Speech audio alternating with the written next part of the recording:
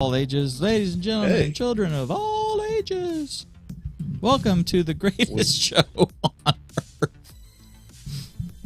That would be us. I think you're in the wrong place, man. I mean, Okay, so it sing may that be song. the greatest show on YouTube, but yeah, we're not going to break into our like Hugh Jackman impersonations at this point. So, yeah. We can Well, have we you all in know I'd be the silhouette. other guy. Wait, who is the other guy? I forgot his name. Oh gosh, I forgot his name. Anyway, obviously that would be me, the young guy in that vibrant. movie. Yeah, who was that? Efron, Zac Now I Efron. can't remember. Yeah, Nora Zac Ephron's son. Efron, right? Yeah, people confuse us all the time. Oh yeah, well, Me and Zac people are constantly calling me Wolverine. You know. They're like, if you shave, you'd look just like Zac Efron. Yeah. That's If I actually never been said to me if ever I flared before. my hair out just a little bit, I would be huge. I mean, dude, if I took my shirt off, you'd be like Hugh Jackman. I would proclaim something, I'll bet. But, yeah, I gotta admit, I actually have been compared to a celebrity. People see, actually regularly, people see a really strong celebrity, like relationship, almost a doppelganger between me and Shrek. Yeah, so I get that a lot. Shrek, Yeah. I'm like, yeah, he's not real. But people really liked him. That's funny. He was a good guy, we think. I Yeah. don't know. Was he the first anti-hero? I don't know. He was a reluctant hero. Let's put it that way. No, that's the truth. That movie's so funny. I'll tell you that him, Mike Myers, of all people, playing the straight man, just that worked so well. Yeah, it was like his last movie. Oh, his first movie. Wait, no, it was like all of his movies. What his first was his first one? So I Married an Axe Murderer. I think was that Probably, yeah. The cinematic masterpiece. So Yeah. I Married an Axe Murderer. it? Probably, yeah. That was probably his first one. And then him with what's his face doing Wayne's World. Now I enjoyed that. That was Okay, genius. That's all I have to say.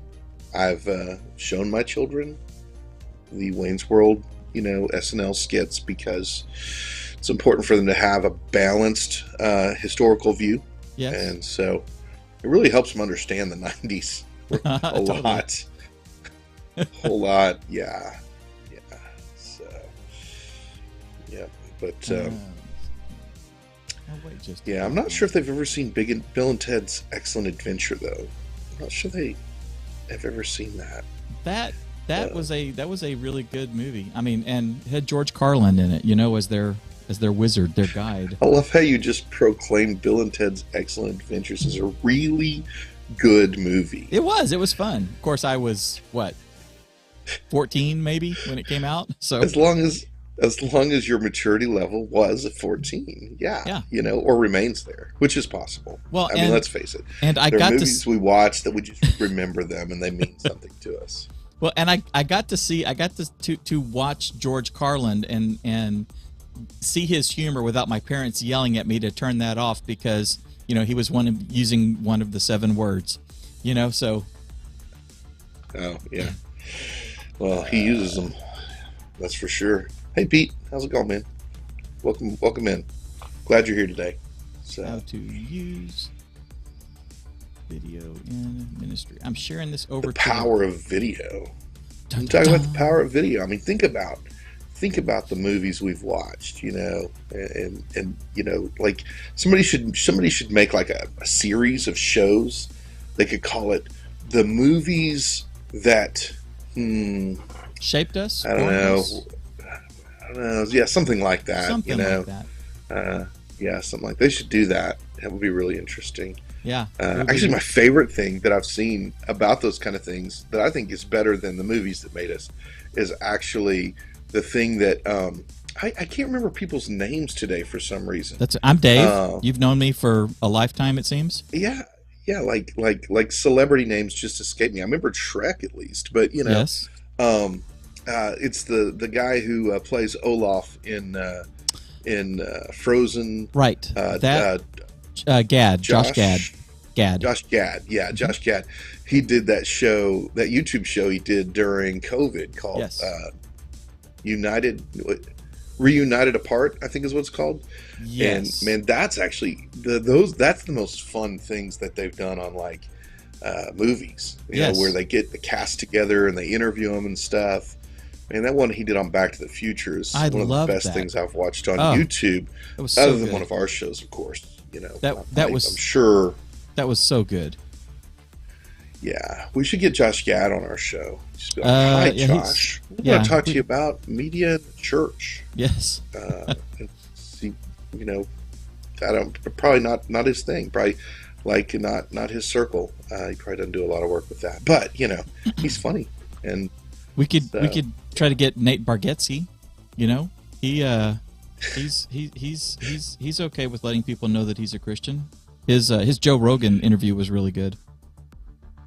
like I watched his, like he's got maybe it's a Netflix special right now. The that's new out there. one? Yeah, One, It's yeah, well, no, one he of has the them. streaming He has one or two on Netflix, and then I think the newest one has come out on Prime. Okay, I can't remember which one I was watching on. I was like, yeah, this is kind of funny. He's really funny. This is kind of funny. One of It's his not really funny to me. It was just kind of funny. I'm like, really. I've heard a lot of things about him, but I haven't really watched him. And so I'm like, this must not be his best work, because this is kind of funny. Like, there's a few funny parts here and there, So And then the rest of him, like, he's still talking.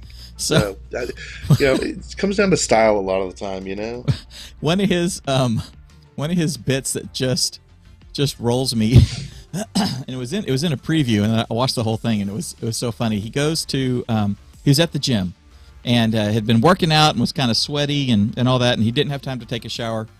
He had to go somewhere, so he stops at his car and pops the trunk and is like rummaging through his gym bag and gets a fresh shirt. So he takes off his sweaty gym shirt and is like and fumbling trying to get the other one on. And from behind him, he hears, "Olivia?" And he turns around, and there's this older man, and he goes, "Oh, I'm sorry, I thought you were my wife." And he goes, "Wait, so you saw a hairy, overweight, pasty, white dude changing shirt in a parking lot, and the first thing you thought of was, that's my wife?" I thought you were my wife. This is not a good sign. No. Let's just say. We need to have a talk. Yeah. And I'm not sure. no I'm not kidding. sure what's worse, the fact that I resemble your wife, or the fact that you thought I was her. What's up, Cord? Glad to have you in today, sir. So, we got Hey, got Cord is people here. Hey, buddy. all over the grid, man. Yeah. North California, Yes. Northern California. So What's the Pete, weather like up there today? are you a pastor up there? I know when we were doing this every week and stuff, we got to be buds and talked a lot and stuff, but it has been a while. All right, so I need to load in your video and test it really quick. We're gonna have show and tell today, which is gonna be Show and tell. awesome. Yeah. We're gonna have a So- show and tell. I think the tag is still showing, "Are you ready for Easter?" on the stream. It is. Well, Yeah, it That's says, "Are you ready for Easter?" Media pastor. Nice. There's a lot to be done. A lot to be done in that world right now. Your church is fortunate to have somebody who can focus in on that. I'm sure you get to multitask as well, but a lot.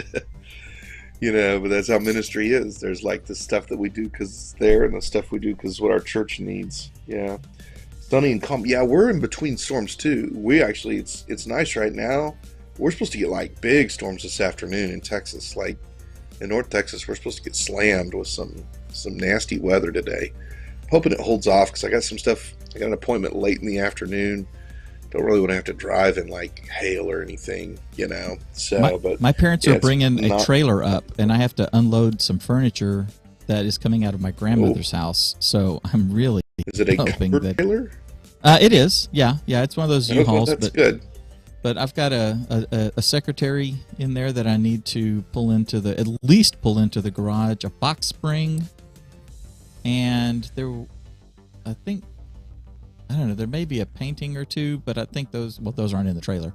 But yeah, so there's a few things, and I mean, I can back a trailer all the way up to my garage and stuff, but still. Yeah, if it's dumping, yeah, it's no fun. My goodness. All right, so let's see here. We're expecting the next storm until Saturday. Okay, well, that's good. Yeah. We should, like today and tomorrow should be stormy here, right? Can you believe we got on YouTube to talk weather? Yeah, evidently we did. Wait, what does that have to do with media? I don't know. So if you have a I'm question, sure we can come up with it. I mean, there's weathermen, and they're really good at media. If you have a question, be sure to put it in the chat.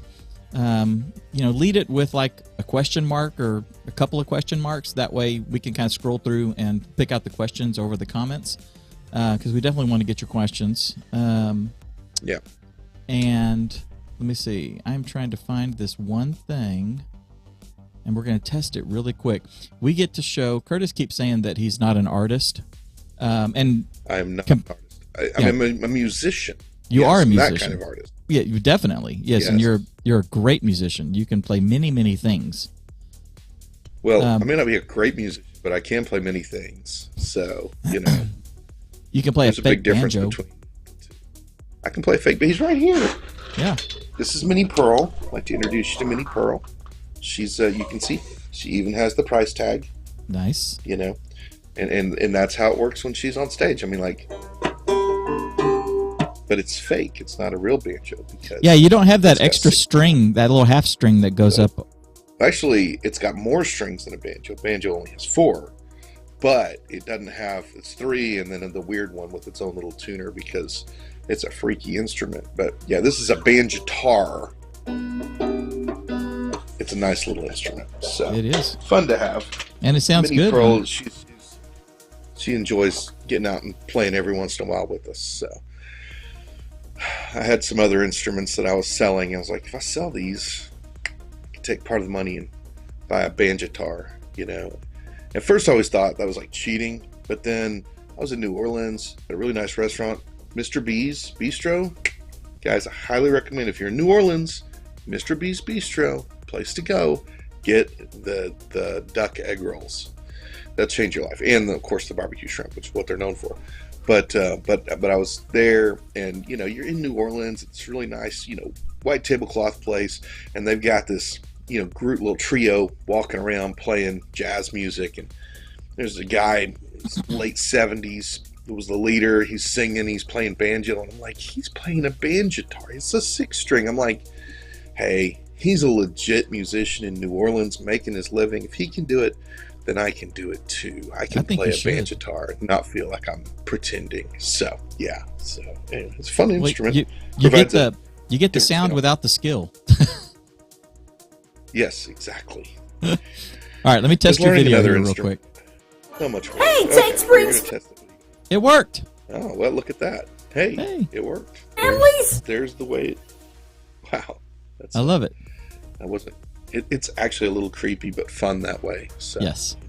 Well, and I'll tell you the cool thing about this, and we'll officially mention this in the video, but it's that the tool that you're using is a lot of people probably already have access to, and for someone who is not a graphic artist or an animation artist or anything, you're a musical artist, you are able to generate something that until recently, was the purview of, somebody who sat down with 3D Studio Max or Softimage or, one of these other really high-end animation packages. Which would then cue the time for us to start the show, right? Absolutely. All right, folks, we are going to start. So I'm going to try a different camera angle. And let me set, let's see, I'm going to cut to that. Hey there. Dave, what camera is that? Oh, this camera right here, this is the OBS Bot 4K. It's a webcam. How do y'all like it? Does it look good? Does everybody like it? Let's see. When you compare it to this one, I think I've got the colors dialed in pretty good. Ta-da! Okay. All right, so here we go. I don't know what I'm going to say. All right, scoot forward. There you go. Scoot over to your right just a hair. Curtis. Ding. All right. Can you tilt your camera down just a hair? Yeah, it seems like I do that every week. I know. Tilt my camera down just a hair. Just. How about that? Okay. Yep. Cool deal. Okay.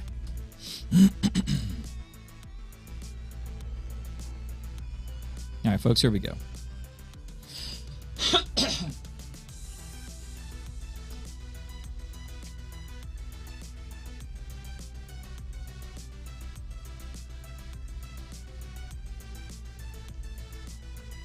I'm trying to think of what I'm going to say. Bear with me just a sec, folks.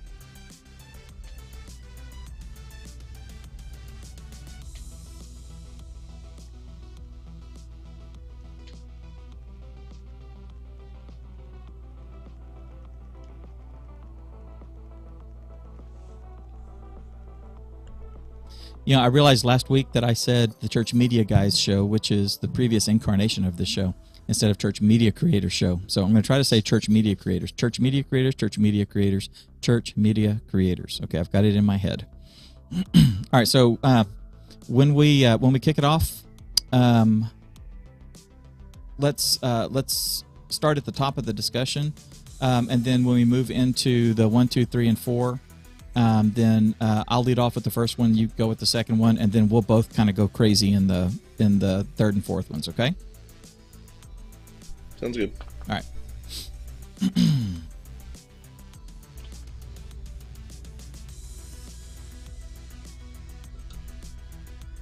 Video is one of the most powerful tools that is available to everybody on the planet. And today we're going to be talking about how you can use video and crud.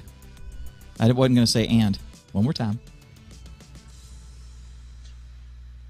Video is one of the most powerful tools in recent history, and it's available to everybody. If you have a phone, you can harness this power. And today we're going to be talking about how to harness this power in your ministry. Welcome to the Church Media Creator Show. My name is Dave. If we've not met for the first time, I am a church media creator, and with me, as always, is my partner in crime, and I was not queued up to hit.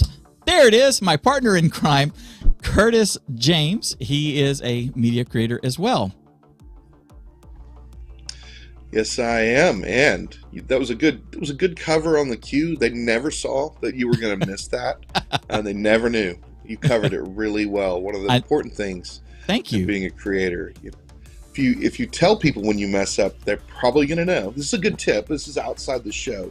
If you tell people you're going to mess up, then they probably know you messed up. But if you don't, then they'll just think you were doing some really complex, clever thing that they didn't understand. Right? I think you're right.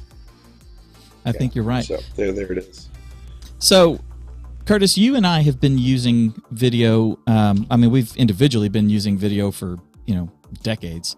But we've been using it, especially in the last, I would say, 5 years or so, in our ministries at our church, Tate Springs. You can go to tatesprings.com and check out our church if you ever would like to, and see how we're using things. There's a lot that we're not doing. There's a lot that we are doing. And like you, we're looking for ways to increase our visibility and flexibility and everything using video and increase our reach and all that sort of stuff.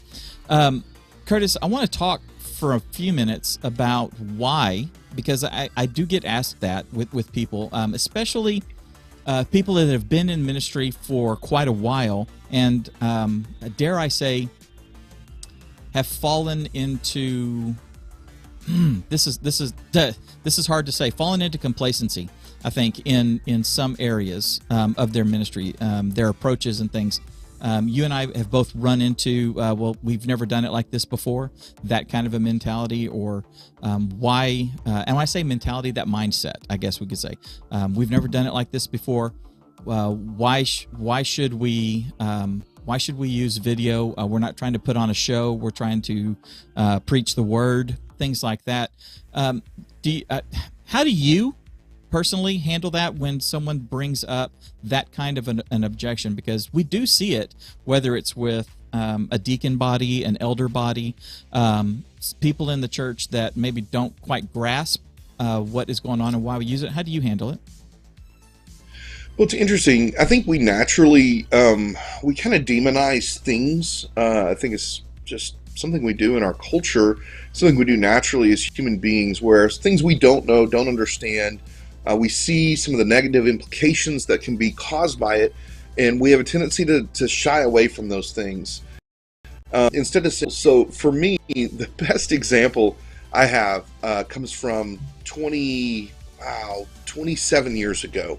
I was serving in my first full-time church as the music and youth minister, and I was wanting to grow, I was wanting to learn, and the church had a library. I went into the library, and I found this old book. There was one book in the entire library that dealt with worship. One book. And so I took the book back to my office, I sat down, I opened it up, and I began reading. And it reached a point pretty early in the book where it started talking about an instrument being used in worship that was highly controversial. As a matter of fact, its introduction into the church was causing all kinds of problems at the writing of this book. A lot of resistance to using this specific instrument. And when I share people this story in the last 20 years, they automatically say, well, obviously that was the drums, because drums were very controversial, even still are in some settings. And the truth is, it wasn't the drums, because this book was written at the turn of the century. It was literally written in the early 1900s. And what it was actually talking about was the piano. The piano was this controversial instrument that churches were splitting over because traditionally churches used an organ. And the introduction of the piano, which was considered to be, according to this book, considered to be a bar instrument, a secular instrument, an instrument that didn't belong in the church. Well, they were putting it in the church and they were using it, and it was so much conflict and so much controversy. Whereas, truthfully, when I read this book 21 years ago, 27 years ago, if you had tried to take a piano out and replace it with only the organ in most churches, you would have gotten in tons of trouble, because the piano was the standard instrument used. It was what people were used to.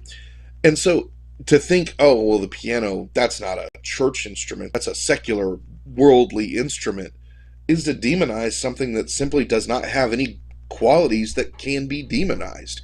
It's a tool we use in worship. And as a matter of fact, it's the most common tool used in worship right now around the United States. And now we use other instruments, and we use keyboards and drums and guitars and all those kind of things, and even band guitars, like we were talking about a minute ago. But when it comes down to it, the piano is kind of a standard instrument now. And so I think that when we look at something new and we look at how the world is using it, it scares us. And I understand that, because if you look at how the world is using video, it's bad. There's some terrible things out there being done with video in our world that we are trying to protect our children from and our church from. But at the same time, just like a piano, it's just a tool. It's just an instrument. We can choose not to use it and thus not reach a demographic, a people group, whatever, or we can choose to use it. We can redeem this for the kingdom of God. And so that's kind of my approach is, a lot of times we have these comfort zones of we don't do it that way or we haven't done it this way. Here in Texas, I don't know of any churches that said, you know what, we are just going to stop our technical advancement and we're not going to integrate air conditioning into our churches, because no one would come, Right. because it's too hot. It's like 108 degrees in the summer.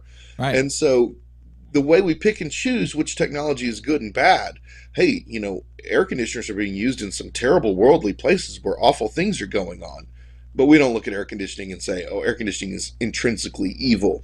So I do think it's important for us to look at how we can use the tools provided to us and really branch out. And I know I'm talking a long time, but in Acts chapter 17, we see the biblical precedent for that. And that's when Paul is standing, at Theopolis, and he is literally standing amidst statues of false gods.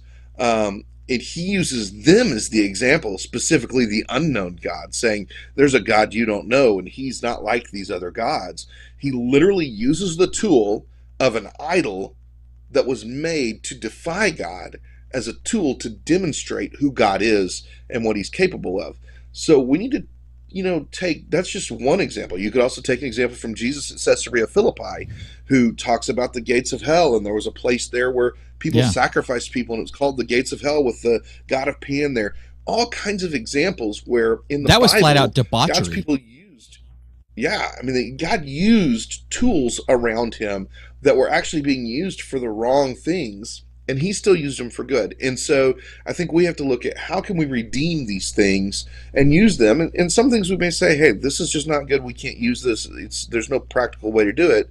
But I think that it's important for us to really be willing to consider those things and say, how can God use this? And if he can, then maybe I need to learn how to use it. So that's kind of my response to that. Well, and I think that the core of what you're saying is that it's a tool. And it would be like saying, I'm not going to use a hammer because a hammer was used to bludgeon somebody. Okay, well, it's used for horrible things, yes, but it's just a tool. It's not the hammer. Our pastors, every pastor seems to have used this illustration at some point. The one about the guy who has the Stradivarius and the guy that has the dime store violin. You remember that one, Curtis? Yeah. The Stradivarius gets put away, and the dime store one gets handed to the guy who is like the concert violinist. He plays the Stradivarius, and everybody claps and applauds. And then at the end of the thing, he actually brings out the real Stradivarius and shows it up and says, I didn't play this. This one is a dime store violin, and it's not the instrument, or the tool, it is the hand of the master who's using it. So the tool is what you make of it. Guns can be used for murder, which is horrible. Guns can be used to provide food. Guns can be used for protection. A hammer can be the same way. Video can be the same way. So when we're talking about video and why it is so important, I wanted to share a couple of stats with you, and I'm looking off screen here, so excuse my lack of eye contact. Nielsen Gauge report shows that YouTube leads other major streaming platforms on the internet as far as viewership goes, right? So other streaming platforms like Netflix, Hulu, Amazon Prime, YouTube is the leader in all of that. So what does that tell you and I, Curtis, is that YouTube is a viable platform, and right now it is a platform that most people are going to consume content, overall.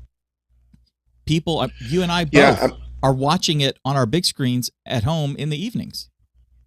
Oh yeah, I mean you got to get your cat video fix, right? I mean that's right. that's everybody's gonna have a cat video. I mean it's one of those things where YouTube. If you even just yesterday, I was talking to a family, and they were saying, our daughter likes to go and she can watch her TV in her room, and of course the door's open and they know what she's watching, and she's actually watching YouTube. She's not watching a show. She's watching, somebody's clip about this and somebody's clip about that.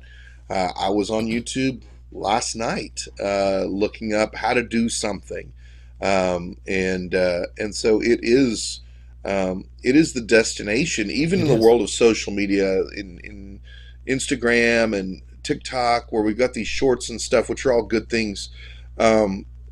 At some point, we all still find ourselves back at YouTube. It seems like, no matter what our age is, we find ourselves on there because just of the the ability to actually find the content you're looking for. Social media delivers the content it thinks you're looking for, or they want you to look for.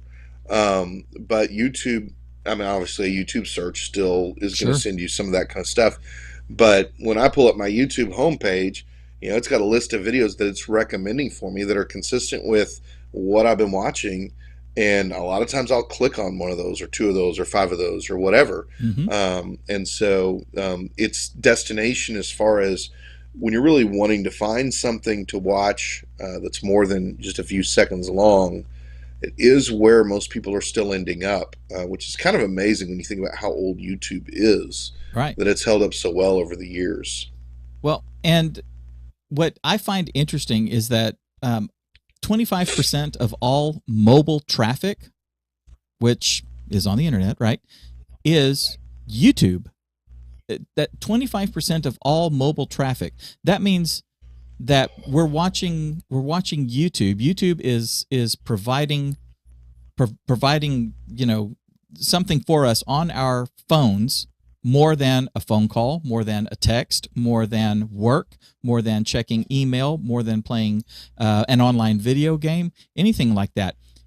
25% of all mobile traffic is on YouTube, which means that people throughout the day are on their phones looking at YouTube, consuming something. Now, one of the things that they're consuming on there is shorts. You mentioned shorts here just a second ago. Mm-hmm. Shorts, it's like YouTube Shorts get 3.5 billion daily views as of 2020. Okay, Shorts wasn't the big thing back in 2020. It was coming on. People were starting to take a look at them. Here we are in 2023. It's more than that. It's in fact, the statistic I read is like 1.5 billion logged in YouTube viewers are watching shorts. 1.5 billion logged in, like signed into their own account, people are watching shorts. If that doesn't tell you that just the subset of shorts itself is a huge target for you and me and our ministries to go after, I don't know what does. Yeah, it's one of those things where when we look at the concept, the world has changed. So there used to be times where, say, we would send teams of people to go knock on people's doors, right. And they would knock on a door and they would share the gospel, which is a great thing. I'm not saying you shouldn't do that now, but it depends on your community. There's a lot of communities that are very resistant to that, and they actually don't want you knocking on their door. It is actually a major deterrent, and they don't want to have that kind of interaction. And we tell people, hey, when you're at the soccer game with your family, your kids are playing, and you're talking to that soccer family next to you, share what God's doing in your life. Share the gospel. When you're at the grocery store, when you're at a concert, when you're whatever, just out and about doing life, you're interacting with people where they are. And that's actually the most effective evangelistic tool that exists. And one of the main places people are right now is on YouTube. I mean, they're also on social media, and there's no question about that. But look at how many Facebook posts are actually just linked to a YouTube video, because it's a lot easier to do. It's a lot easier to watch. The quality's better, all these different kinds of things. Mm-hmm. And so realize we're talking about the marketplace at this point. We're talking about going to where people are, like we saw Paul do in Acts chapter 17, and go and sharing in the public marketplace. And that's where people are gathering. People are gathering online. People are gathering on YouTube. And yeah, it's not the same way, but it's still where people are. So we want to make sure that we're going where they are. And you're not going to do that with just straight up audio or by sitting in your living room doing nothing. Right. You have to produce something to put on it. Right. And when you look at it as a evangelistic tool, as a mission field, that means not making the mindset shift from having your church be the place where it all happens. That's not it. That's tantamount to to standing out on the front stoop of your church, shaking your Bible, going, "All you sinners, come inside, come inside, sinners, you're going to hell, come inside," as opposed to just going out and meeting people where they are, like Jesus did. You brought this up in our Bible study last night, that Jesus, we were talking about the rich young ruler. Jesus asked him questions that were specific to him. When he met the woman at the well, the woman that was going to be stoned for adultery, when he called Mary Magdalene, when he came, I can't remember, was it Philip, the one he said, "I saw you under the olive tree." He meets people where they are. And if we're going to be like Christ, we need to do the exact same thing. So realizing that your congregation, if we just look at your congregation and just as a way to touch them, without throughout the week, right? Not just the Sunday morning, but the other 167 hours, your congregation, people in your congregation, your youth are on TikTok. So you need to be engaging at some level on TikTok, because that's where not only other people are, but that's where your people are. So keep that in mind. Gen Z, my kids, your kids, Curtis, Gen Z uses video probably more than anybody else or any other generation. They are constantly just go to Walmart and watch a 21-year-old walking through Walmart doing their shopping. They're not even paying attention to what's going on around them. They're looking at TikTok and scrolling as they're walking. I mean, that boggles my mind. Why aren't they bumping their heads or anything? But that is where they are, and that is where they're seeking information. We're going to talk a little bit about a way to use YouTube here in just a minute, specific to just that type of thing. By the way, if you are enjoying this, if you're getting some value out of what we're doing, we would love it if you would subscribe. This is the Church of Media Creators YouTube channel. We would love for you to join us. We'd love for you to be a part of the conversation. We do this live show every week at 10 a.m. Central Time on Thursdays. We would love to have you here. And be sure to like and subscribe and share it with other people. If you ring the notification bell, be sure that you get personalized or all of the notifications so you don't miss a thing. We are doing this. We're uploading things. We have a shorts channel. We have all this sort of stuff that we're here, and we're doing this all for you to help you to learn how to use the media and technology to amplify the gospel and to help change people's lives. So, Curtis, I think when it comes to the ways to take advantage of video, probably the most obvious thing that any church could do, I think, would be to add live streaming to their ministry. I mean, that's kind of that's one of the biggest struggles that you and I see, is people wanting to get into live streaming. It's also kind of the low-hanging fruit, I think, because it's so commonplace nowadays that if you're not doing it, I think you should. Yeah, when it comes down to the live stream concept, there's some mixed philosophies, and I understand, actually really understand and respect the different sides of the conversation. But what it comes down to is there's an expectation culturally that people are going to be able to go and they're going to be able to find something now. This is a post-COVID world. It wasn't like this before COVID. But now people expect that when they're out of town or when they're homesick or, home with a sick kid or whatever, that they're going to be able to pick up and engage in that service. And I know, like, when I go on vacation, there's a place we go that's kind of remote sometimes, just my wife and I, to spend time together. And what happens for us is we get there and we're not on a Sunday morning, we're not packing up and driving 45 minutes into town to a church.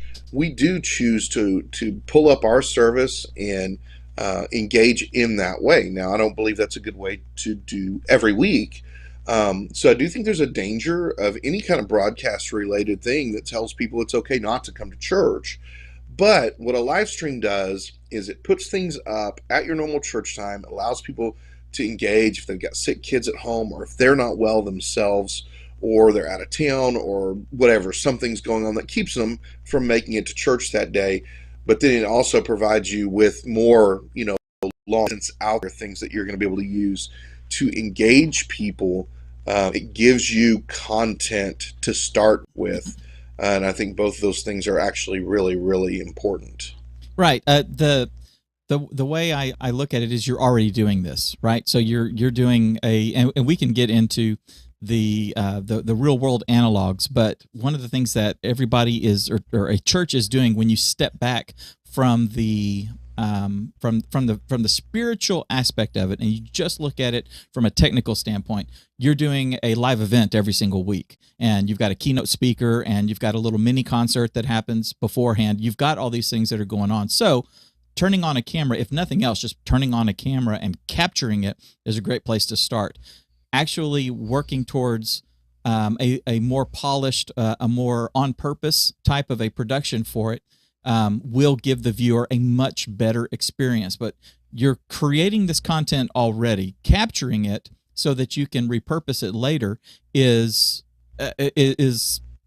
basically is the lowest of the low-hanging fruit, I think, because what you can do is you can trim your video. Just if you look at YouTube alone, you can after this video is this live stream is done, I am going to go and cut off the video part at the beginning where we were just sort of bantering back and forth while I was getting a few things ready for the show and we were just saying hi to everybody. And I'm going to cut the stuff off at the end where we answer some questions and things like that. And a version of this live stream is going to be put into our videos. And it's just going to be from the time that I say, hey, welcome to the show, to the time that we say goodbye. You can do that with your live streams at church. That gives you two pieces of content. That gives you the actual full live service. And then if you just went and trimmed out just the sermon, you now have something else on your channel that you can provide as an archive, as a Bible study aid. You can take your sermons. If you're doing a series, then you can take that series and put it in a playlist. And now you have a playlist of these 5, parts of a series, and you can start building a library that people can then use. And then from that, you can also strip out your audio, and you can put that on a podcast and serve that out through, say, Spotify or basically any of the podcasting clients that are out there. You can put it out there, and then wherever people are, Amazon Music, Spotify, YouTube, Google, Apple Podcasts, any of these places, they can partake of what you're putting out there on a weekly basis. And that's just with the live stream right there. I mean, what did we labeled like 5 different pieces of content coming from just one church service, right? Right. Yeah. Well, and it's like if we go to the grocery store. So like there's a Kroger over by my house, and same Kroger you shop at, Dave, you Yes. know, and we walk in the door, and I have a routine when I go grocery shopping. You may not have a routine. I don't know. But I if you go to follow the him sometimes. far It's left- awesome. You should watch this. If you go to the far left, he's shown up a few times while I'm grocery shopping. It kind of creeps me out, Uh-huh. but I get to see his daughter. So anyway, but if you go all the way over to the far left, then you're going to hit the veggies and all that stuff, and I'm going to work my way through there. And I know as I come back over, which aisle has got the stuff that I need, and I work myself down. I don't go over and say, well, I need broccoli, and get broccoli, and then say, well, I need to get cheese. That's on the opposite side of the store, literally the exact opposite, and go all the way over. And while I'm over there, go, oh, and I need asparagus, and I go back over to the veggie section to get asparagus. Now, I might forget sometimes, but in essence, when you go into the produce section, you try to buy the stuff you need for produce there. And it's the same thing. We're talking about you're already there. Why not go ahead and pick up the grapes? You wouldn't say, well, I'm going to pick up my vegetables now, cheese next, and then fruit after that. Well, the veggies and fruit are right there next to each other. And so in essence, what you're doing is you're taking the work you're already doing, you're already there, and let's go ahead and use it completely instead of wasting our time bouncing around or getting to the other side of the store and, oh, I didn't, I want to get the fruit, but it's all the way over there, so I'm just going to leave, Yeah. The fruit may be the podcast, right? So Right. if we do it all in one place, we capture it all, then we have to do whatever we want to with it, and we can use it, in any way we want to, and that's a good thing. I think so too. So let's talk about the second way, and I think I think, well, the second, let's put it this way. The second way is for promotion, right? You can use video to promote whatever you're doing, whatever program, whatever upcoming event. You can use it to showcase something that just happened. You know, this weekend at our church, Curtis, we have a father-son rocket building and launching afternoon. So Saturday afternoon, you're going to be helping everybody build or morning. Actually in the morning. Yeah. Yes. So you're going to be helping people build rockets, and y'all are going to be launching them, and we're just going to be having a great old time out there. When it's all said and done, I hope to have my drone out there so that I can get some really cool footage and stuff. And you're going to have your phone, and you're going to capture some video of the teams. I'm going to capture video of the teams, and when it's all said and done, we're going to put together a little 2-minute sort of a recap of this fun, awesome time that each of these dads and their kids can download and keep in their memories. It's something that they can have to remember the day. It's something that we can have to say, hey, here's something that we like to do with our kids, and here's how as a church body we help to facilitate some memories and growth in father-son relationships, things like that. One of the things I think, please. It's a tool, just like we're talking about. Like, obviously a rocket is not like, oh, the gospel, no, it's not. It's a rocket. But in our family ministry, we're trying to encourage dads to spend time one-on-one with their sons. And so this is something we do, and the son really wants to do it so they can help convince their dad to be there. But it's the same thing as using, a video for a tool. But as we use it, which, by the way, I want to try to shoot your drone down with a rocket, because I think that'd be so fun for me, not for you. Right. And have your checkbook ready. You got insurance, right? And so, but yeah, you can do things, after your VBS or whatever. You do have to be careful if you're ever shooting those kinds of videos, like if you're shooting something after a VBS or something after an event like this that has children in it. Mm-hmm. Just remember, you can't go posting that to your public YouTube channel. You can't go put that on your public Facebook page without consent from the parents, because they may not want their kids' images just floating around the internet. And so make sure that you either get permission, or what we normally do is we post it in our private group, that then the video is secured within a group of members of our church. That means it can't be used for promo, even though we can edit it in ways, and you kind of have to break some rules. So this is where we're talking about promotional on the aspect of it. You got to break some video rules and some photo rules, and that is lots of pictures of the back of kids' heads, right? Of father and child next to each other but looking away, of a distant shot where you can't make out people's faces, hands, all that kind of stuff. Whereas normally we want personal images. When we're talking about promo, we either need to secure permission, which sometimes we do. Like we may shoot a video this weekend. It's not being a big group of guys. I know all the dads, and I may look at one of them and say, hey, I got this great shot of you and your son. Do you mind if we post this on social media or add it to a video or something like that? But you really do need to be careful anytime you're using footage, even almost like a B-roll, for a promotional that has kids in it. Make sure you either have permission, you're posting it in a safe place, or your images just don't show the kid's face and who the kid is. Because in today's world, that's a really important thing we have to do, to respect our families and our kids, keep them safe. Yeah, one of the traps I want to warn everybody against, I think, when it comes to the promotional videos, I see this. I mean, and Curtis, this is a trap that we as a church staff fall into as well, is that we use our social media. Sometimes we may go a week or two where the only thing we're doing on there is promoting and not actually engaging and using video and social media beyond just the promotion thing. It's kind of like it can be like scrolling through Facebook and only seeing sponsored posts and only seeing ads.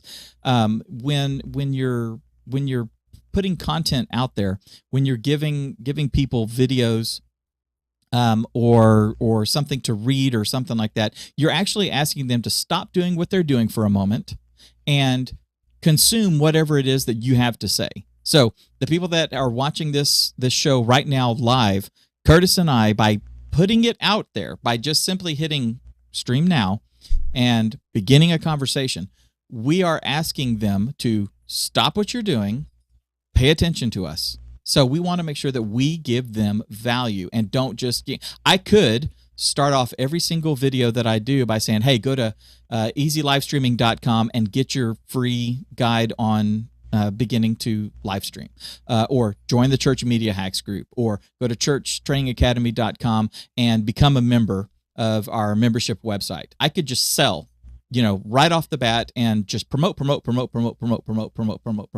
I actually just did 3 different promotions right there as an example of promotion. It gets dull. It gets boring, and I'm not going to pay attention to people when all they're doing is promoting and selling. I want to engage with the people, with the ministry, with the personalities, whatever, behind something like that. And your church membership, your congregation, the people that you're trying to reach are exactly the same.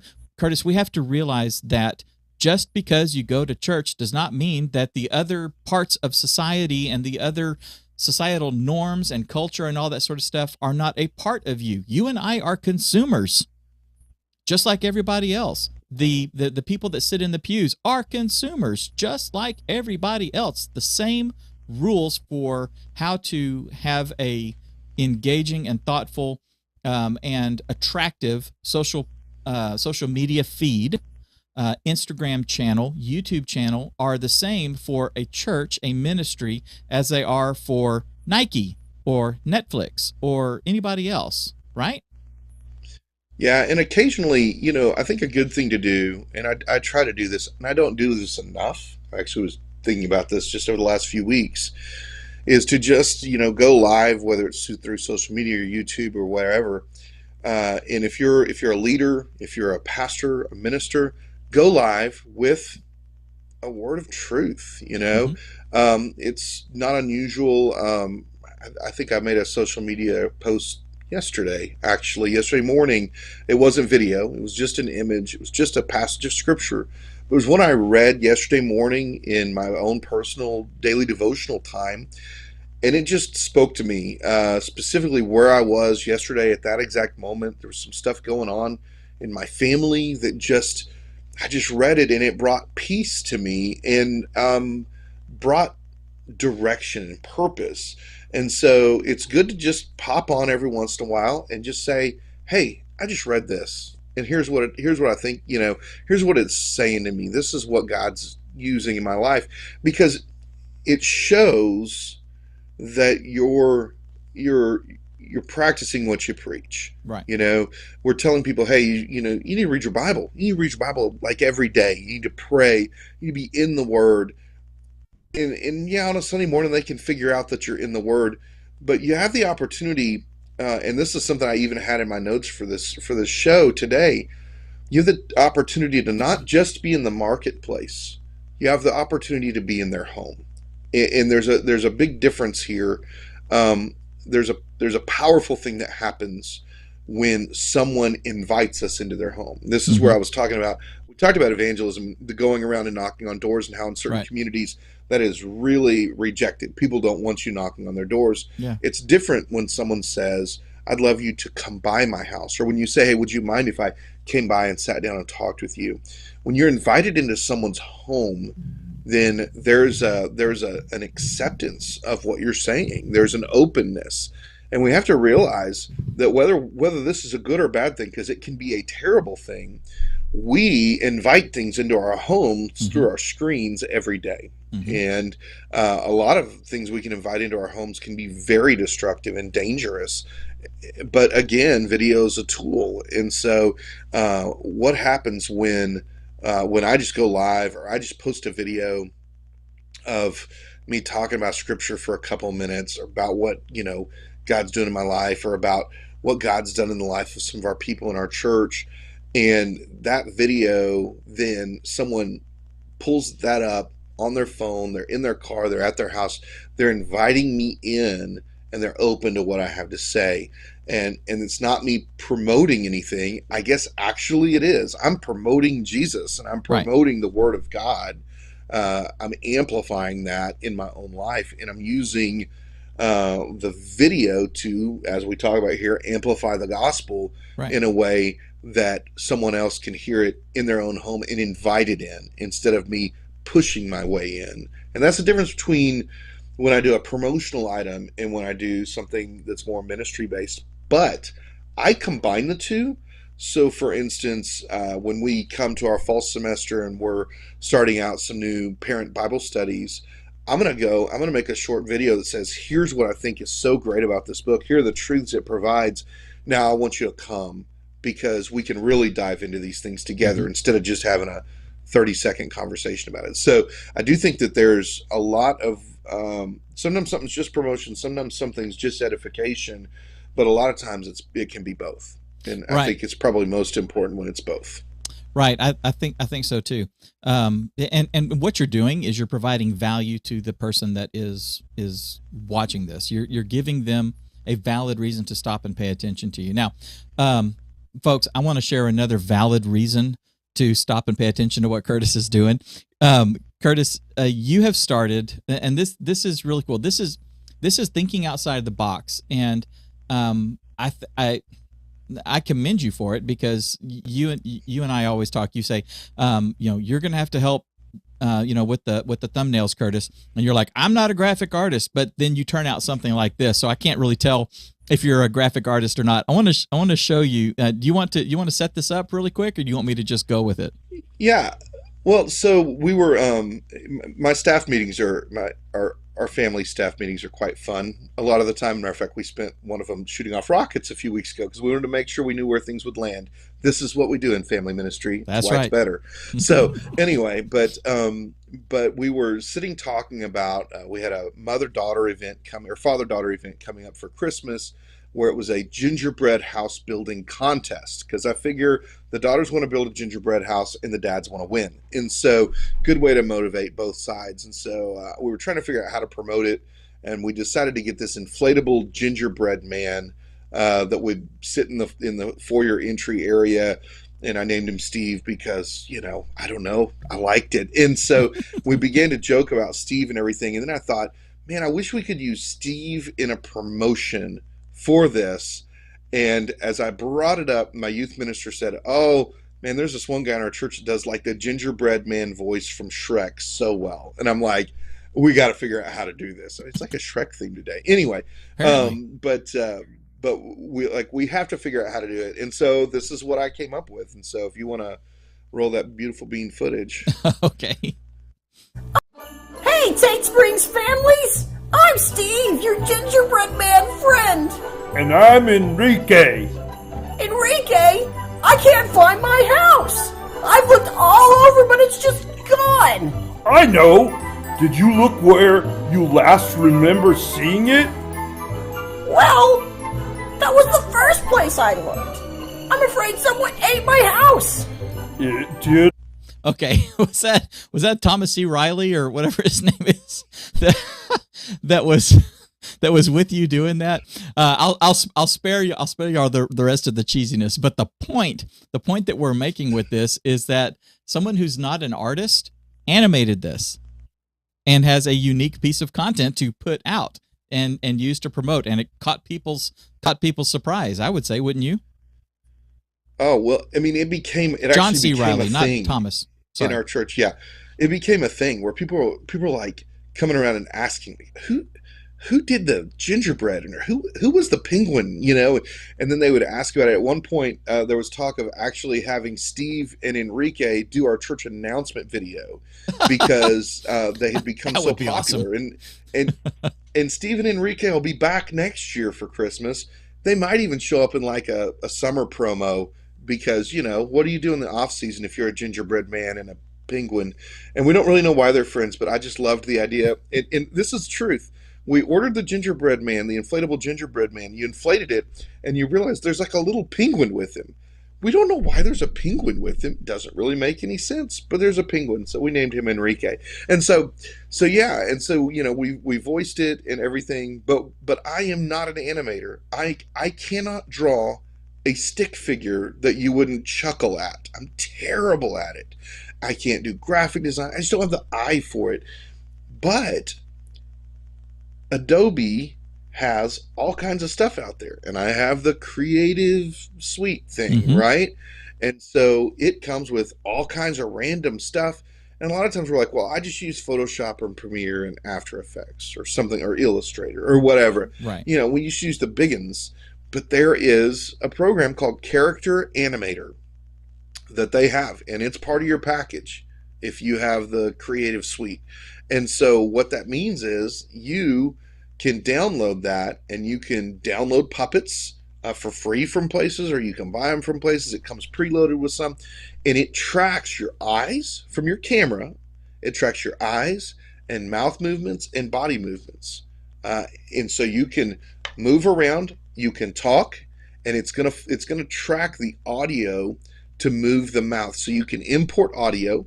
So like when we did this video, and we'll go into detail if you guys want us to sometime, we did this video, all I did was took my little handheld recorder, walked in, and had the guy who was voicing the Ginger Man read the lines in a room across the street somewhere.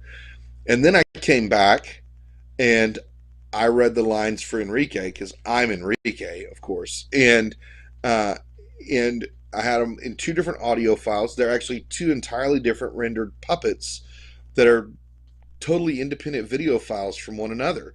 And so, and then when we ran the audio for the Gingerbread Man, I'm the one doing the moving and opening and closing my eyes and stuff like that. That guy didn't even have to act that out. And then depending on videos, you can move hands and stuff. We didn't do that in this one. But those are tools that you can use that really catch people's attention, because people aren't expecting to see a cartoon promo for something at your church, because that takes a lot of work and money and all those kinds of things that we don't have to spend. And we wouldn't want to spend paying an animator to come in for our church. It would be bad stewardship in a lot of cases. But in this case, the tools are right there. Takes a little bit of finagling, but if you have the creative suite, you really have all the tools you need to do that in a matter of just a few hours. And we've actually made 2 more videos since then. I think 2 more that we've used in different ways. We did the mother-daughter painting thing, and then we have another one for the Father-Son rocket building this weekend. And it just catches people's eye. Kids like it. They engage with it more. And so it's an opportunity that you have to use a tool to promote things, but do something that looks different, not always the same. I think it's genius. And like you said, if you are a subscriber to the Adobe Creative Suite, which a lot of creatives are, I pay my $40 a month or whatever it is for it. You have this tool. So for the cost of a subscription that you're already paying for, and an afternoon, you can figure out how to use this tool and start creating this. Add this to your arsenal, add this to your quiver of tools that you can pull out and use for various things. And then once you learn how to use it, and your creativity can start kicking in and doing stuff, like you said. I mean, we may do an announcement video. You and I even joked about let's do an intro for one of the shows or something with an animated Curtis and an animated Dave. We can do that. It's fun, it's cool, and it's engaging. It's worth trying. Okay. And that's part of the thinking outside the box when it comes to adding content, putting using video out there to grow the engagement, to grow your exposure, and to touch people and to engage with people in a meaningful way in those 167 hours between your worship service every Sunday morning. So let's talk for a sec, Curtis. Yeah. I'm sorry. Go ahead. No, I saw just in the comments, just a real quick, this is worth addressing. They ask how much the Creative Cloud stuff is. It's expensive, and it is monthly, so it's a subscription. It's expensive. You want to make sure that you go through and get the nonprofit pricing. It's worth the effort. It's a major savings. It's pricey, but it's got Premiere, it's got Illustrator, it's got Photoshop, it's got you know the Audition. character animator, it's got Audition, so you got a full audio suite in it. Hmm. It's a lot of stuff It is. that can be used on more than one computer. By the way, Yes. there's ways to do that within Mhm. the licensing Within the that license. you can Mhm. do. So there's a lot of ways to do that, but it is pretty expensive. But a lot of people already have it, Right. and if you do, then this is basically free to you to Right. use. Right, exactly. Let's talk for a minute about shorts and reels and TikTok and things like that. That is something that we mentioned earlier in the video that in 2020, I'm trying to remember what the statistic was. It was astounding: 3.5 billion daily views of YouTube Shorts, and this was in 2020. Now, granted, that's in the height of the pandemic, so people are locked down, they're staying home, they're consuming at a rate greater than what would be normal for the average person getting up and going to work every day. But here we are 3 years later, and I haven't seen the latest views, but I'm going to say they're probably close or greater than the 3.5 billion in normal life, right? People are consuming this bite-sized, snackable, as we in the industry call it, snackable content. That's exactly what this is. What we're doing right now, this live show, this is a long form piece of content. So we're going to talk for an hour and 15 minutes, whatever it is, and cover this topic. Then we're going to cut it up, and we're going to make shorts and reels, and we're going to take different sections of this and make individual YouTube videos that are broken out of this. We're going to reuse this 6 ways from Sunday, and you can do the exact same thing. Now, Curtis, in the news, we are hearing everybody is up in arms about TikTok, and is it something insidious coming from China? Is one thing I have learned. Just going to talk about that for a sec. One thing I've learned is that it is the parent company, the people that originally were behind it, is a Chinese company. The content that a kid is seeing in China is different than the content that a kid in Europe or in the West is seeing.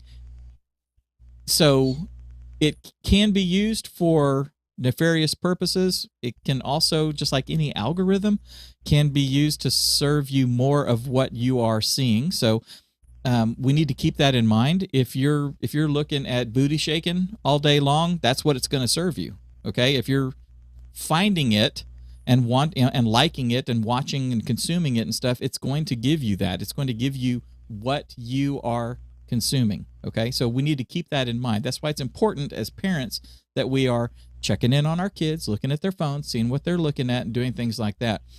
Going back to our discussion, though, about it being a tool, it is a tool, and we have to realize we can look at things, Curtis, as we want them to be, or we can, with that pie in the sky hopefulness, come all ye who are weary, standing and shaking our Bibles on the front stoops of our church, trying to get people to come in the door. Or we can look at them as they are and work within that framework. And part of the way things are is TikTok is huge, and it is out there, and I think we should be there. Yeah, it's interesting right now. Of course, the government is, dabbling with the concept of restricting things or making things illegal, and who knows what they'll decide to do. What we're looking at is just kind of the basic tools that are out there. Right. I do understand. There is a concept that comes along with the idea of endorsement, of endorsing something. And there is fear that if we post things in certain groups, certain areas, certain things, that we risk endorsing a use of an app or something like that. And I understand that, and I do think that there is you have to reasonably consider, what you believe about these things, and is this something you shouldn't do. And if you look at TikTok and you say, I'm doing the research, and I believe that there is something intrinsically wrong with this thing. And for me to use it is to encourage other people to use it. I can understand your apprehension there, and I think that's an arguable point. I also believe that if you're, for instance, some part of this video will probably get posted to TikTok. I don't tick or talk. I'm old, and so I just don't. Right. I mean, I do a little bit on Instagram. I do a little bit on Facebook. Twitter, I get stuff on. I never post on Twitter. I'm not really a huge social media guy. TikTok's not my thing. I don't do it. And what I'm not doing is walking around telling people, hey, you should go watch what Church Media Creators is doing on TikTok. Right. I'm not saying that. Right. What I am having is people who are on TikTok coming to me saying, hey, I saw your video on TikTok. So in essence, me going there is not necessarily mean I'm actually endorsing the app. Right. Because I'm not encouraging you to go to TikTok and watch something. I would rather you watch on YouTube. Well, Right. There's a lot of bad stuff on YouTube. You can look at YouTube, or you can look at Facebook, you can look at Right. the algorithms, you can do all these kinds of things. But when Paul went and he stood there among the Romans, among the false gods, he wasn't endorsing the false gods. He was actually refuting the false gods there in the very presence of it. He also didn't tell a bunch of people, hey, come and listen to me here. No, he went there because that's where they were. So I do think that there's philosophically a conversation worth having that says me going and posting something on TikTok or Twitter or Facebook or YouTube doesn't mean I'm actually endorsing that site or that place. It just means that I'm trying to connect with people who are there. That's and I right. do think that's a different perspective. And in essence, what we're doing on TikTok is we're trying to get people to actually come to YouTube. Right. We're saying, hey, this is on TikTok. If you want to watch this, come to our YouTube channel. Right. So if anything, we're using TikTok to promote and endorse YouTube. Right. And YouTube's, hey, there's some questionable stuff. I don't know how to answer all those questions. Right. It's an opportunity. It's an engagement. So I do think that you have to have an honest philosophical conversation rather than just buying into the media buzz and buying into the resistance to something new or different. Right. So that's just you got to consider how that works for you philosophically and the focus of what you're trying to do. So the concept of the short content is something that is, well, I mean, it's out there. It's crazy. Asking somebody like right now to sit down and spend an hour or so with us on this live video here is sometimes a big ask. Some people, the people that are in our chat right now, my guess is they're not sitting at home with this on the big screen. They're not sitting in their car at a red light paying attention to us. They're probably, we've got Pete. He's the media director at his church. He is probably working on stuff for this weekend, and he's got this playing in a window. And he may not be watching; he may just be listening to us right now. When it comes to the short form stuff, the rule on YouTube is a minute or less, right? So that is that is kind of the standard out there for like this vertical content is something that can be consumed as a snack. It's the equivalent of, grabbing 2 pretzels and tossing them in your mouth versus sitting down with a ribeye steak, right? So there is a lot of ways that we as church media creators can utilize this and provide content. All the stuff that we've talked about can be fodder for the short format. We can take short sermon clips, for example. You can take bits and pieces of your sermon. You could take our pastor usually has 1, 2, or 3 points that he does. We could take just a video clips from the sermon where he says, which brings us to the first point, that blah blah blah, and then maybe a sentence or 2 where he reinforces what that thing is, and that right there could be a short. Okay, then we could do number 2 and put that up. Then we could do number 3. And so now we have 3 shorts. And on Monday, Tuesday, and Wednesday, we could release those shorts that are point 1, point 2, and point 3, which were really salient points, the core of what the sermon was about this weekend. And then on Thursday, we could take points 1, 2, and 3, and in abbreviated format, put point 1, point 2, point 3, and then the wrap-up thought or something that sort of ties, in our case, the sermon in a sentence, that kind of ties all these things together for the greater point. And then put a little something on there that says, come to tatesprings.com. Now we have our fourth piece of content. That's just taking sermon clips, okay? But then you can be even more intentional with the shorts by creating content that is specifically for the short form thing. Not taking something that's out there and repurposing it, but making something. A micro devotional. For me, a micro devotional for me is, the Bible app that we all have, Curtis, on our phones. They do a verse of the day. Mm-hmm. As I'm beginning my day, that is like the first thing that I look at is the verse of the day. And then I will go and grab an image with that on there, and I'll post that to Facebook. But for me, as a consumer, as a person that's out there, that gives me a micro devotional. I read that scripture and I think about it, and that may lead me into my first prayer time of the day. And it's just one scripture. It's just one verse usually. But God uses that in my life daily, right? You can be providing the exact same thing. You, as a church, can not only be providing a verse of the day, but you can be doing it in short form. You could have somebody in your ministry that does this. It could be a volunteer that's doing this. It could be the pastor. It could be the worship pastor, family pastor. It doesn't matter. It could be, Miss Smith that sits three rows back on the right-hand side.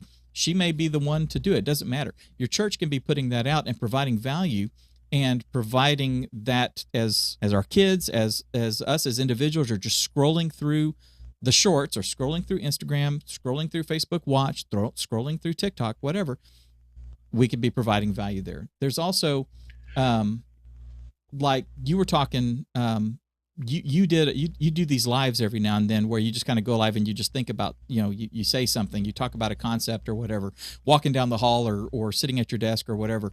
Those same kind of things, I think, can be really good short form content that goes out there as a short. And what's cool about those things is that they can be there forever.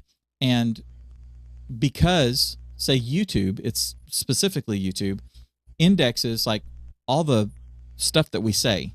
So as you're uploading your video to YouTube, they are listening to what it is, what the text is that you're speaking, and generating a subtitle automatically for someone who's hearing impaired or doesn't speak English or something. The words can come up on the screen. But that also gets indexed, and the algorithm tries to derive a little bit of context so that when someone is looking for something, if you're the one that is talking about that subject or answering that question that they may be typing into the search bar, it'll show up. And that is how we can make ourselves available where the people are. If you do a 1-minute plan of salvation and put it up as a reel, and someone is typing, how can I get to heaven? And in your video, you say something like, a lot of people want to know how they can get to heaven. Jesus says, I am the way, the truth, and the life. Nobody comes to the Father but by me. Okay, well, because all of that, people say, how can I get to heaven? And someone types in, how can I get to heaven? They're asking that question. You're providing the answer. You could inadvertently be leading someone to Christ and impacting their life in a way that no one has ever been able to impact their life, simply because you did something like upload a little short. It can be really powerful. Or am I missing something? No, I think it's true. I do think it's really important that we understand our purpose, though, also. So as an individual, we should be posting these things. We should be reaching out to people. If you're active on Instagram and you've got followers, you should be using that to impact people's lives. As a church, we may share a lot of those same purposes, obviously sharing the gospel, those kinds of things, but really we want to make sure there's a call to action opportunity with almost everything we do, a call that says, hey, here's this snippet, but if you want to know more, then you can come to our website, or you can come to our YouTube channel, or you can see the full clip, the full video or something like that. And make sure that what we're posting as a church in our shorts consistently offers value, information, and a call to action, an opportunity to connect. Like if you're on Instagram, yeah, okay, maybe they can like you or whatever, follow you, that kind of thing. But really, you don't ever want someone's relationship to your church to be confined by Instagram. It's not enough. It's too small. So we want to make sure everything we're doing is moving people to a YouTube channel, a website that shows them the complete story, the complete message. And I think that we want to make sure that we always have those opportunities connected. Hey, if you'd like to know more about this, then come over to here, or even just a link they can click on, or whatever. So we want to make sure we have intentional, purpose-based calls to action when we're posting, so it's not just random. Right, exactly, and that is intent, and that is being purposeful about what it is that you're doing.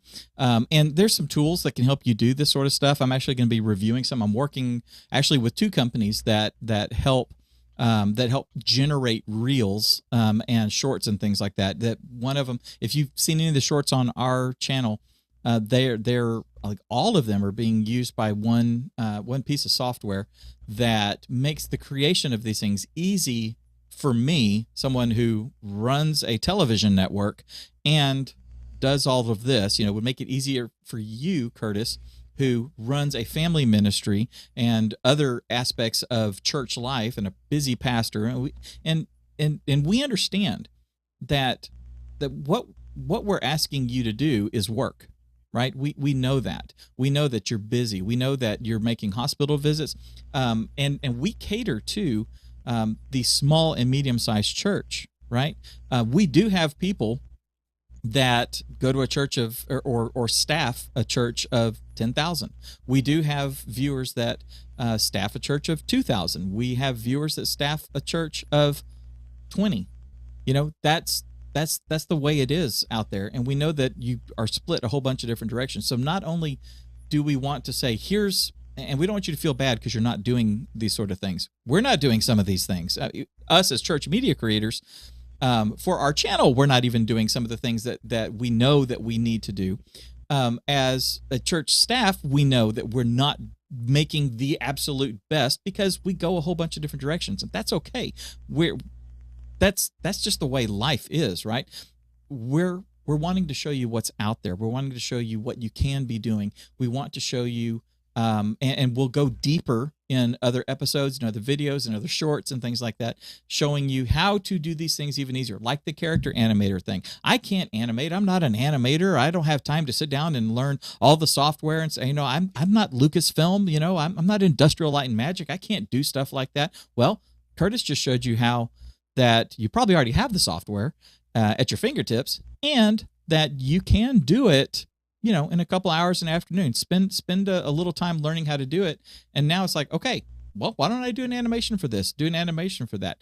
He showed you how to do something that you thought was really, really hard and really, really big ask. Well, now you know that it's actually a kind of small ask when it, when you compare the output and the yield that you can get from it for the effort that gets put into it. So just keep that in mind, okay?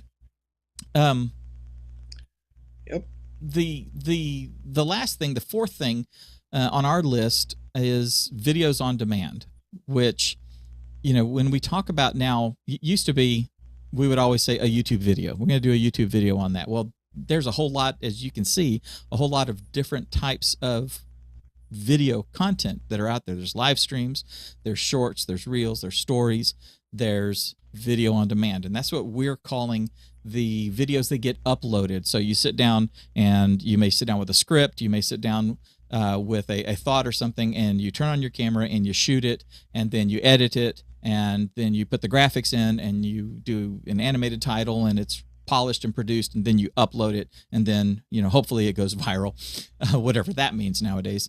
But right, and that means it's always there for you, exactly. And so you can refer to it for somebody's new to the church. You've got some key videos that focus in on some important things about how we do things as a church. Hey, you can go to our YouTube channel. You can click on this video. You can watch this, and it allows people to kind of hunt and figure out who you are. If they're looking for a church, they can kind of get your identity through those kinds of things.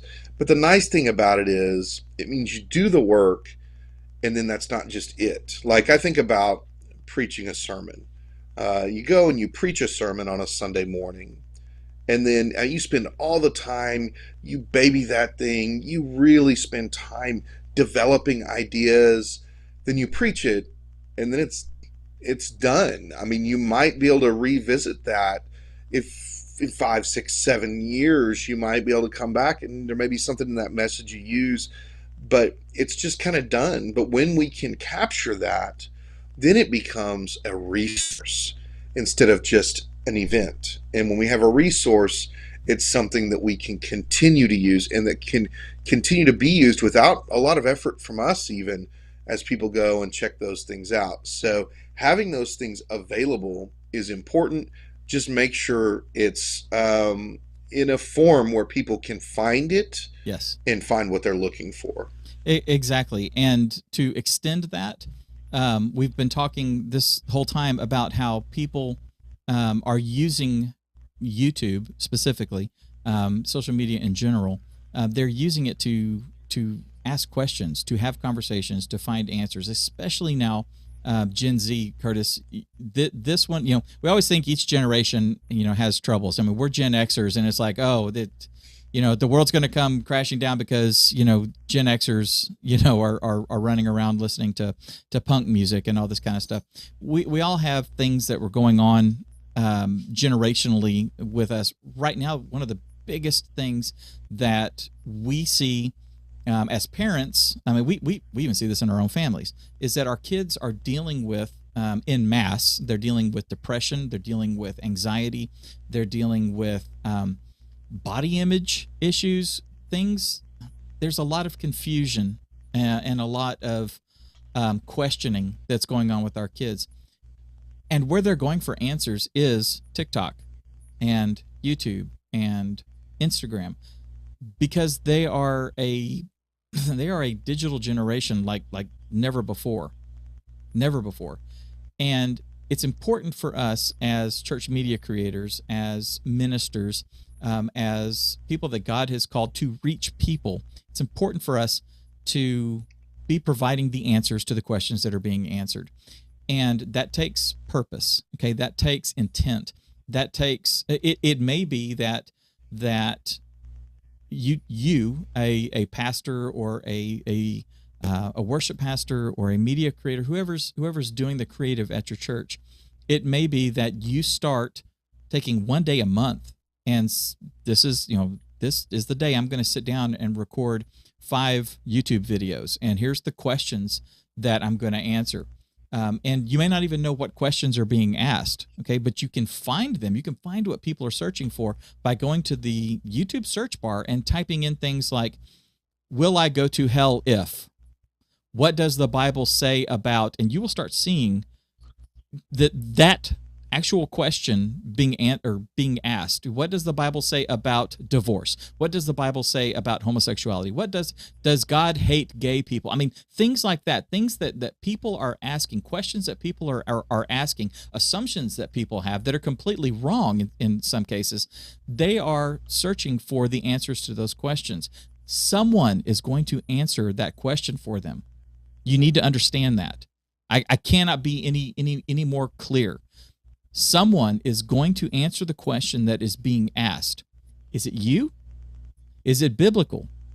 Are we going to rely on someone else to answer a spiritual question, or are we going to be the ones providing the answer to a spiritual question? Do you trust the world at large to provide the answers, or do you want to grab your Bible and engage with the person asking that question out there, looking for an answer, not going out on the street and asking it, not going to the local church and asking it, not booking an appointment with a guidance counselor and asking that question, typing in a search box?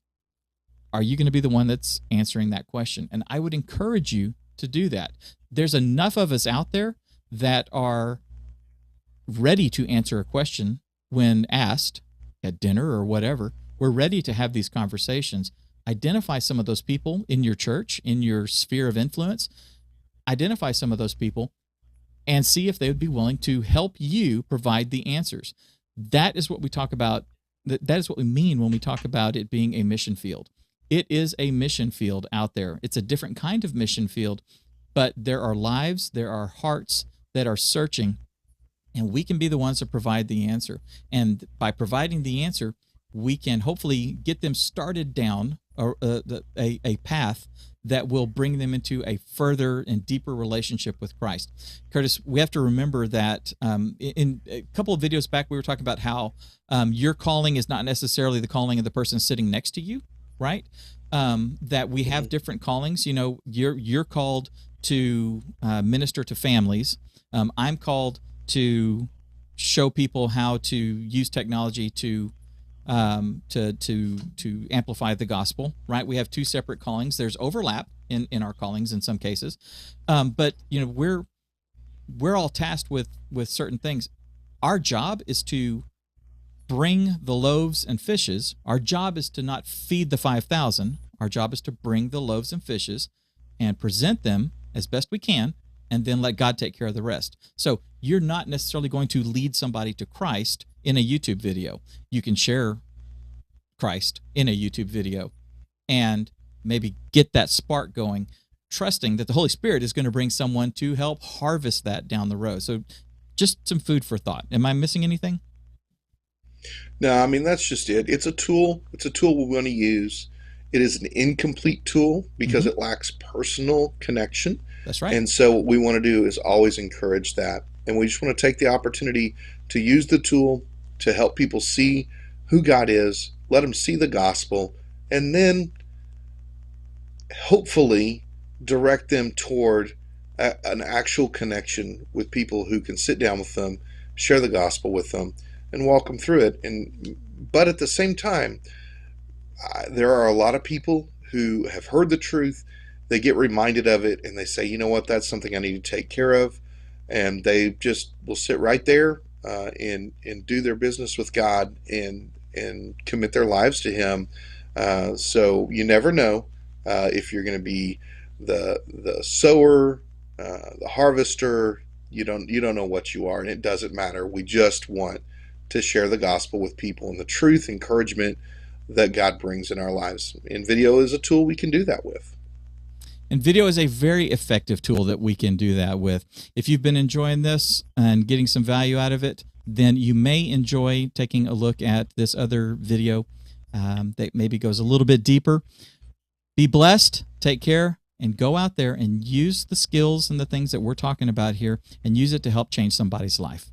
We'll see you in the next video. Boom. Okay. So There do you have go. to? Yeah. Yeah, they're looking at the bench tar. Ah. They're looking at. Yeah, she's so pretty. She's a Gretch, so we like her. Let's see. Tommy asked something. Tommy, one of literally, I'm not kidding. Tommy is the original, the original viewer of this stuff since I started it back in early 2016. I mean, he is the original. And I'm thrilled to see him here. Tommy asks, what about Rumble and Twitch? Rumble and Twitch are both two different platforms. Twitch is a live streaming platform that caters more towards gaming and entertainment than, say, something like YouTube, which is kind of all over the board. So it is a viable tool. It is a viable ministry outlet. In fact, there are ministries. Pastor Susie is one of them, and the God Squad Church. Someone who took his love for video games. He's a gamer. Curtis, you're a gamer. The people that are engaging in gaming, especially hardcore gamers and stuff, are a unique community. I always when I'm explaining it to somebody, I always tell them it's kind of like skaters, right? When we were growing up, there were the skateboarders, the ones that, were, their dads were building a half pipe for them in the backyard, or, they were always going over to the schools and using the ramps in front of the schoolrooms and things like that. They were doing all that sort of stuff. It's a unique community of people. And when you speak that language, then you have a tremendous ministry opportunity. So somebody like Pastor Susie started, he was Twitch streaming, and he'd be playing a game, and people would be engaging in the chat just like we're doing here. But they would start just talking and having conversation, and he would ask a question, and then someone would talk, and they would ask a spiritual question or something, and he would just, as he's gaming, just be answering questions and talking and praying for people and doing stuff. I mean, there are times where if he's in the middle of a game or something, he may go and hide his character. If he's playing something like World of Warcraft or something, he may go hide behind, some trees or a rock or something. And, so no one kills him, but then turn around and pray for somebody right in the thing. It's a really cool tool. Rumble is go ahead. I've used Twitch for ministry myself, because we do some Minecraft-based ministries. Matter of fact, we'll have our Minecraft Easter egg hunt here in a few weeks, and we usually stream it on Twitch. Sometimes we get some viewers. I think that in both of these cases, with Twitch and with Rumble, it's consider your audience. The question is, I understand we want to reach everybody, but the question is what I'm putting together relevant to a specific group?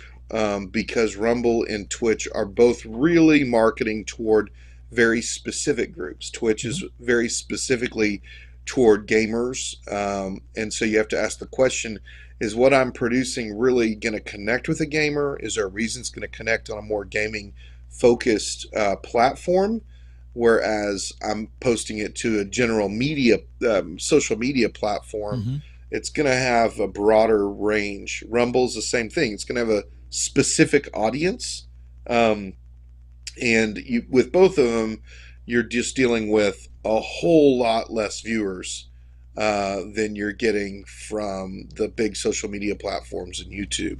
So, but go ahead. You were going to say something about Rumble. Well, I was going to say Rumble. When Rumble really came about in earnest around the time of our pandemic and stuff like that, where we were seeing some people being their accounts being suspended or something because they weren't carrying certain narratives, or they were asking questions that people in big tech or big pharma or whatever, government, whatever, whoever, didn't like. And we're starting to see some of the evidence of that really start to come forward now. So Rumble was put together as an alternative to YouTube, and yes, it's smaller. It's still growing. They're not as polished and perfect as YouTube and stuff. But having another platform that you can go to, or that you are publishing to, for me is just wisdom.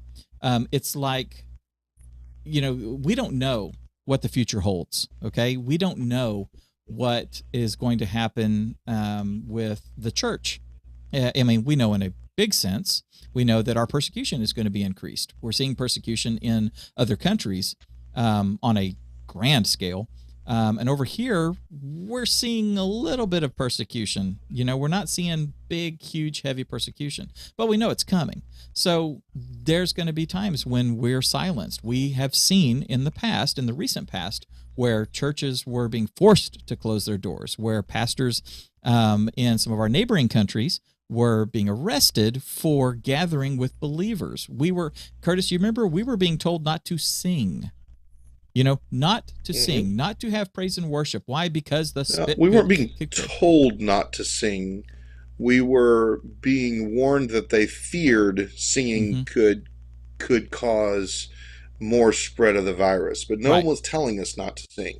Right. So, in some countries, they were. So we don't necessarily know what the future holds. And there may come a time when Facebook or Instagram or YouTube and all that say, you know what, it's not worth it to us as a company. It's not worth it to to put up and spend our resources on churches and allowing them to live stream to our platform.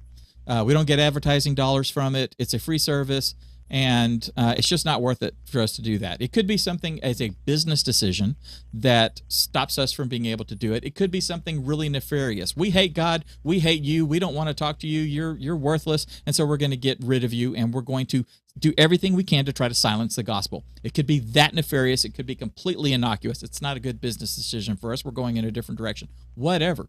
The thing is, it's not our sandbox, right? It's not something that we have complete control over. So when you have other services that are out there, other things that are in place that you can move to, or maybe you're working with simultaneously so that if one starts having a problem, the message can continue going on and you just shift your focus as far as your primary outlet and stuff. That's a good thing. Rumble is one of those. There's other ones out there.